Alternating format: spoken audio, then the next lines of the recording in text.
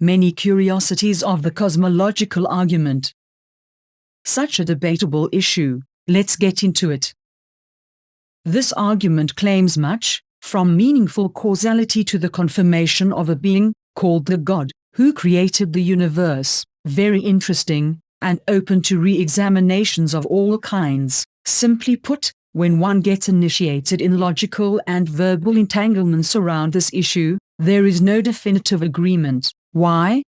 Like many other claims made by human beings, the cosmological argument is ambitious and theologically representative, especially for those to whom it is presented in the form of the promotion of religious values, with the intention of initiation into a particular religious community, or to satisfy human curiosity. Thus, the main explanation presented by the cosmological argument is as follows: the only possible reason that initiated creation process of ever-evolving universe is the first cause, which was necessary, and therefore the personal God exists, because he explicitly and consequently caused the universe. So, is such an explanation convincing enough? It definitely is for many believers, but skeptics undoubtedly have objections. The first cause was caused by God. That is theological claim, as of yet scientifically unconfirmed.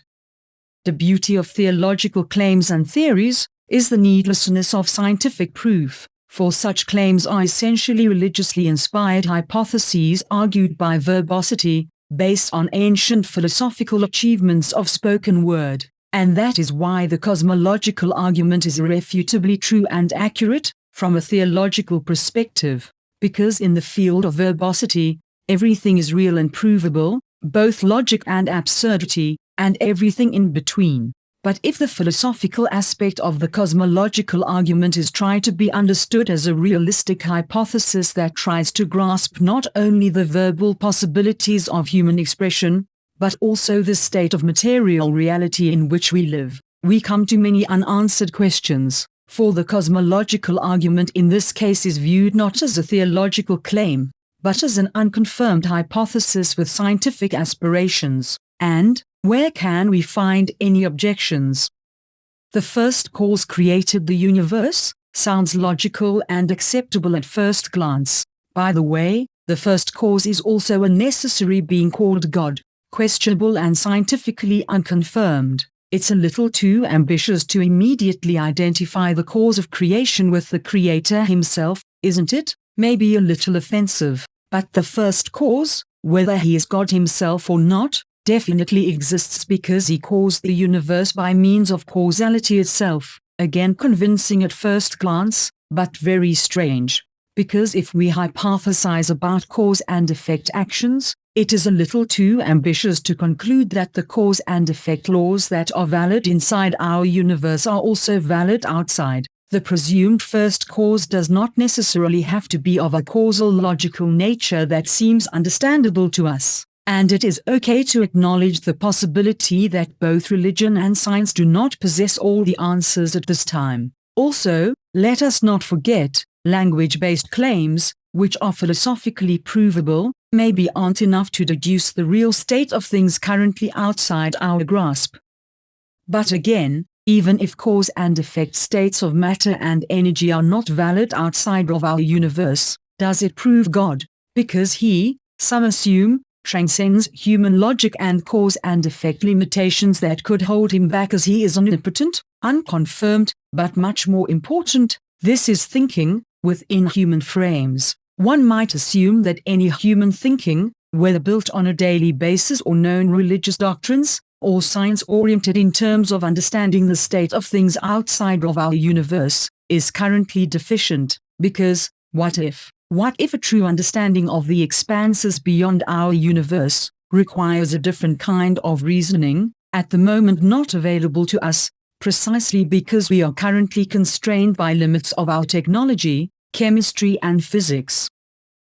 God, as a theological undeniability, is an unconfirmed hypothesis from the perspective of scientific approach, and does not provide much hope in favor of religious argument. Why not? Because concept of God as a deity is definitely based on the ancient worldviews of our civilization. And let us remember that science throughout history has on many occasions been proven to successfully refute existential and extraordinary claims about the nature of our world and beyond. Nevertheless, the cosmological argument touches on some interesting factual certainties along the way. One of them is that today we are still extremely unfamiliar with many phenomena of our universe, while we know much less about phenomena outside it, or rather nothing at all. And so, we can endlessly speculate about the nature of the expanse outside our universe. We can also endlessly confirm and refute the cosmological argument based on religion,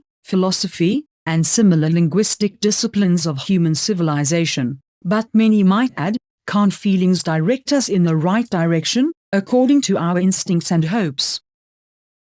Well, for some of us, feelings can lead us to certain religious conclusions, and it is true that for religious people, the cosmological argument seems encouraging and stimulating. And we finally arrive to the psychological component of the cosmological argument that is inextricably integrated with it, because, first and foremost, it is a theological claim. Yes, for religiously minded people, the cosmological argument seems psychologically encouraging, especially when it comes to people who have tendencies for simplified logic and philosophy. And yes, for those same religious people and those who have the potential to join them within a particular religious community, the possibility of God not being part of the presumed first cause does not seem psychologically encouraging, and is therefore not included, even as an alternative. Finally, I conclude that the cosmological argument is a masterfully crafted theological construction, and not much more than that.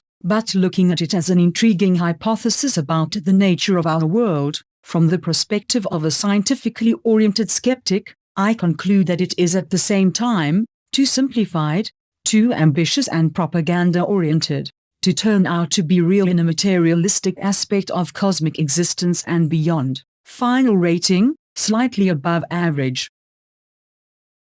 Did you like this video? Yes, no, maybe a bit of both? Whatever the case, let me know in the comments section below, and best regards, until next time.